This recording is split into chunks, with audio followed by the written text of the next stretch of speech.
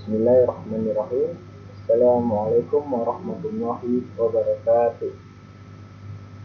Alhamdulillah, alhamdulillahirabbil alamin. Wassalatu wassalamu ala asrofil anbiya'i wal mursalin wa ala alihi washabbihi ajma'in. Amma ba'du.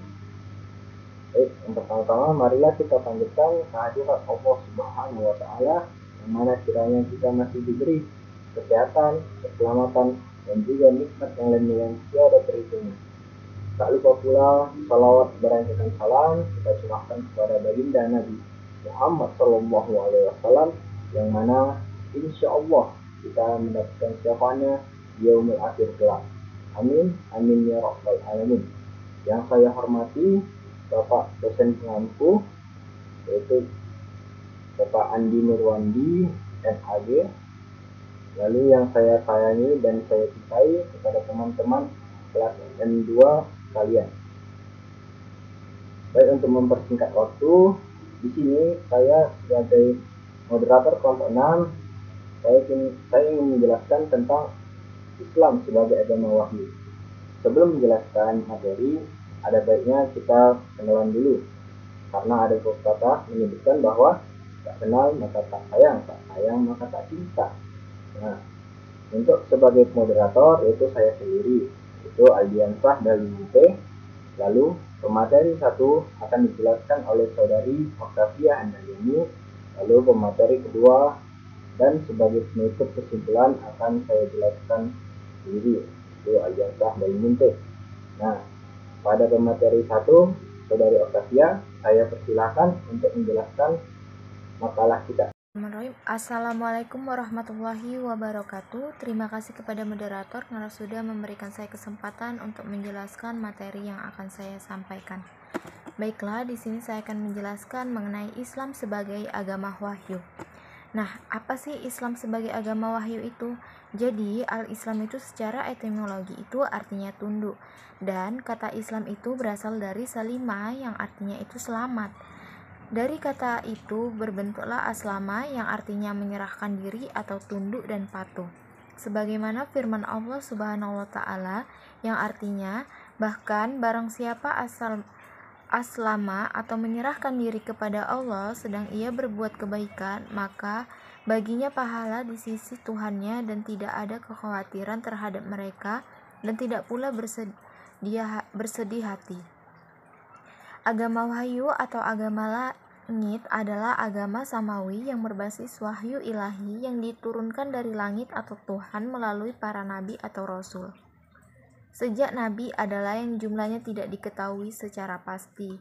Nah, sebagai agama wahyu dan juga agama yang terakhir, Islam atau din al-Islam memiliki kedudukan yang istimewa dari agama samawi sebelumnya.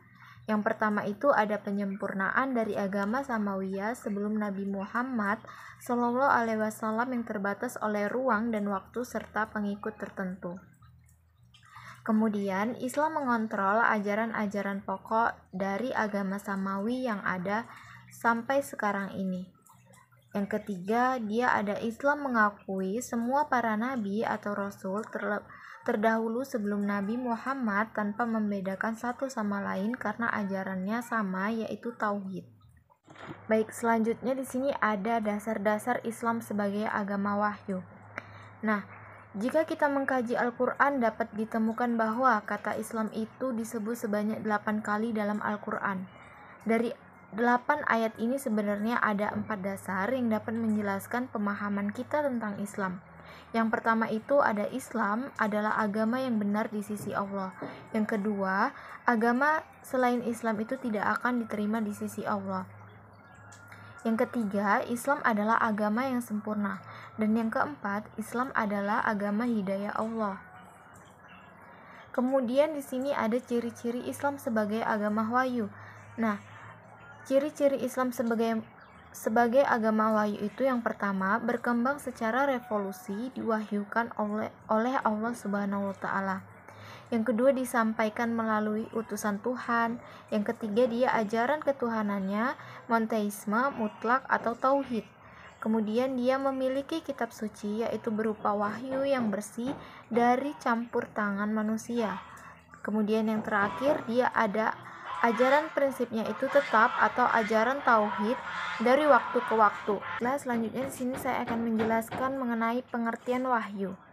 Apa sih wahyu itu? Jadi, kata wahyu itu berasal dari bahasa Arab, artinya itu suara, api, dan kecepatan. Kemudian al-wahyu itu juga diartikan dengan bisikan, isyarat, tulisan, dan kitab. Dalam wacana keislaman, al-wahyu lebih dimaknai sebagai pemberitaan, risalah, dan ajaran Allah yang diberikan kepada para nabi dan rasulnya. Dalam kata wahyu terkandung arti pencapaian sabda atau firman Allah kepada orang-orang yang menjadi pilihannya untuk diteruskan kepada umat manusia sebagai pegangan dan panduan dalam.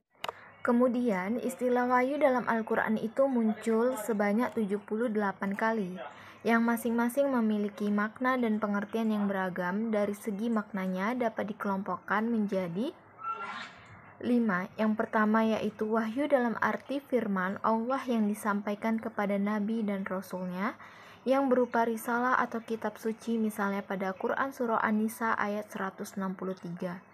Kemudian wahyu dalam arti firman atau pemberitahuan Allah kepada Nabi dan Rasulnya untuk mengantisipasi kondisi dan tantangan tugasnya seperti dalam Quran Surah Al-A'raf ayat 117.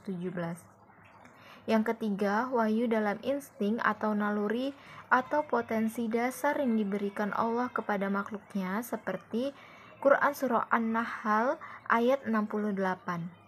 Kemudian yang keempat, wahyu dalam arti pemberian ilmu dan hikmah, misalnya dalam firman Allah Quran Surah Al-Isra ayat 39, dan wahyu dalam arti ilham atau petunjuk Allah kepada manusia dalam bentuk institusi atau inspirasi dan bisikan hati.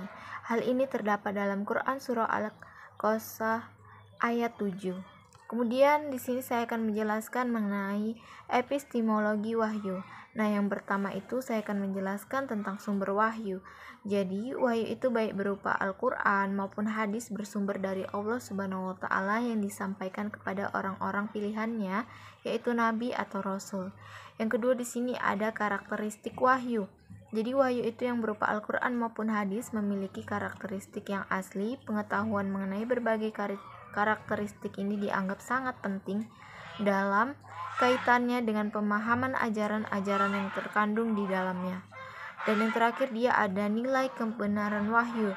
Nilai kebenaran wahyu itu bersifat mutlak dan mengikat, juga universal dan lestari karena sumbernya itu dari Allah Subhanahu wa taala. Baiklah, terima kasih. Sekian dari penjelasan saya. Untuk selanjutnya saya serahkan kepada moderator.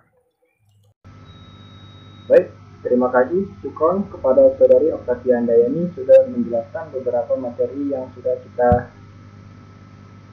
Anda jelaskan tadi ya, yaitu Islam sebagai agama wahyu, ciri-ciri Islam sebagai agama wahyu, pengertian wahyu maupun epistemologi wahyu. Nah, saya di sini akan menjelaskan tentang wahyu kauniyah dan Qur'aniyah. Apa sih wahyu kauniyah dan Qur'aniyah itu? Wahyu yang diturunkan oleh Allah Subhanahu wa taala berbentuk wahyu Qur'aniyah atau qauliyah dan wahyu kauniyah. Nah, ayat Qur'aniyah adalah ayat Allah yang tersurat. Sedangkan ayat kauniyah adalah ayat Allah yang tersirat. Maksud tersurat itu apa sih? Nah, maksud tersurat itu yaitu banyak contohnya. Contoh yang paling jelas yaitu adalah Al-Quran, yaitu ayat-ayat suci dari Allah Subhanahu wa taala. Lalu yang tersirat itu apa sih?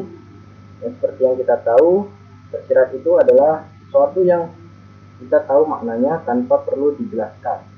Nah, ayat Qur'aniyah merupakan wahyu Allah yang tersurat di dalam Al-Quran dan merupakan bagian dari susunan mushaf Al-Quran.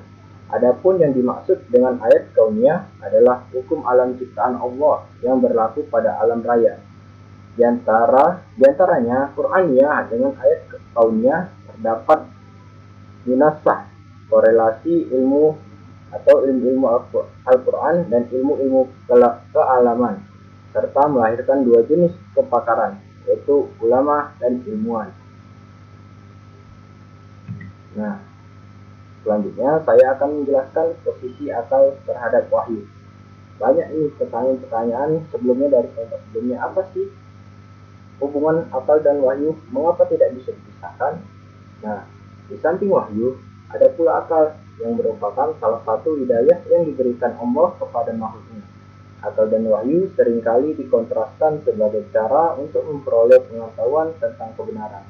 Akal merupakan kunci untuk mendapatkan pengetahuan, baik pengetahuan yang bersumber dari fenomena penciptaan atau al-ayat kauniyah, maupun ayat yang bersumber dari fenomena wahyu atau al-ayat kauliyah. Nah, apa sih itu akal? Mengapa sering disebutkan apa sih hubungannya dengan wahyu? Nah, pengertian akal.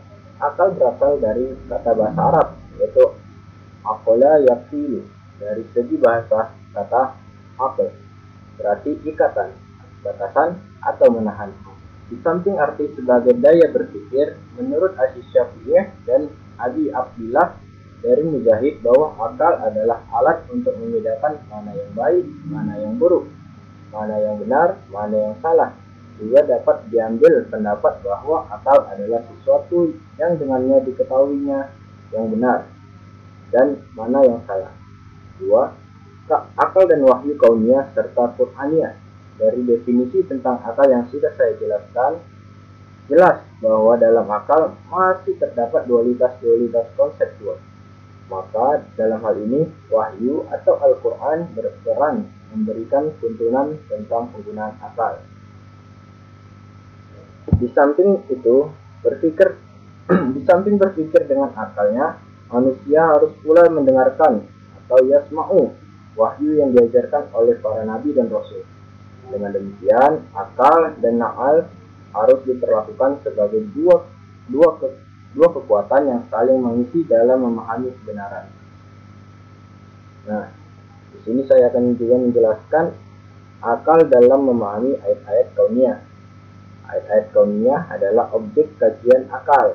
Akal berguna untuk merenungkan ayat-ayat kauniyah yang terpampang dalam galaksi, benda-benda mati, tumbuhan, hewan, serta manusia seperti dalam firman Allah yang artinya, dan di antara tanda-tanda kekuasaannya, dia memperlihatkan kepadamu kilat untuk menimbulkan ketakutan dan harapan, dan dia menurunkan air hujan dari langit lalu menghidupkan bumi dengan air itu sesudah matinya.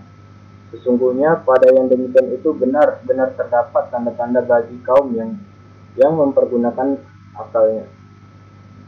Quran Surah Ar-Rum ayat 24. Lalu akal dalam memahami ayat-ayat Qur'aniyah. Objek kajian akal bukan hanya ayat-ayat kauniyah saja, termasuk pula ayat-ayat yang diturunkan dalam bentuk wahyu, seperti dalam firman Allah, katakanlah, aku tidak mengatakan kepadamu bahwa perbendaharaan Allah ada padaku, dan tidak pula aku mengetahui yang gaib, dan tidak pula aku mengatakan kepadamu bahwa aku seorang malaikat. Aku tidak mengikuti kecuali apa yang diwahyukan kepadaku. Katakanlah, apakah sama seorang yang buta dengan orang yang melihat? Maka apakah kamu tidak memikirkannya? Quran Surah Al-An'am ayat 50. Ini adalah dorongan untuk berpikir terutama tentang wahyu, kenabian, dan kebenaran Nabi Muhammad SAW. Nah, sebagai penutup, saya akan menjelaskan beberapa kesimpulan yang dapat kita ambil dari materi tersebut ya. Nah, sebagai penutup, saya akan menjelaskan beberapa kesimpulan yang dapat kita ambil dari materi tersebut ya. Nah, kesimpulannya adalah agama wahyu atau agama langit adalah agama samawi yang berbasis wahyu ilahi yang diturunkan dari langit atau Tuhan melalui para nabi atau rasul sejak nabi yang jumlahnya tidak diketahui secara pasti. Wahyu dapat dimaknai sebagai pemberitaan risalah dan ajaran Allah Subhanahu wa taala yang diberikan kepada para nabi dan rasulnya. Wahyu memiliki beberapa karakteristik, diantaranya wahyu bersumber dari Tuhan, merupakan sebuah perintah untuk seluruh umat manusia. Lalu, wahyu diturunkan dengan menggunakan bahasa Arab. Wahyu tidak bertentangan dengan akal, dan yang lainnya. Lalu yang terakhir, wahyu yang diturunkan kepada manusia dapat berupa ayat-ayat kauniyah maupun Qur'aniyah. Ayat kauniyah yaitu ayat yang dijelaskan secara tersirat, sedangkan ayat Qur'aniyah adalah ayat yang dijelaskan secara tersurat.